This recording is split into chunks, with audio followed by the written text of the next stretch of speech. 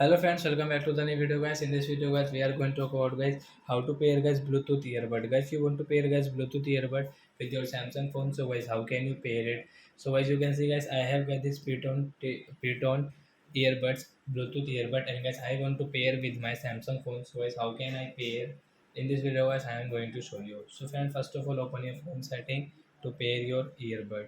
Then guys, we will take out our earbuds. So guys, you want to pair one, so I take one. You want to pair two, so guys take two earbuds.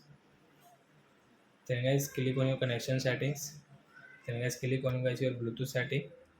Guys, on your Bluetooth with refresh. Then guys, you can see guys your earbud name. So I have guys this Python TWS. So I will tap here. Then guys, you can see it's pairing.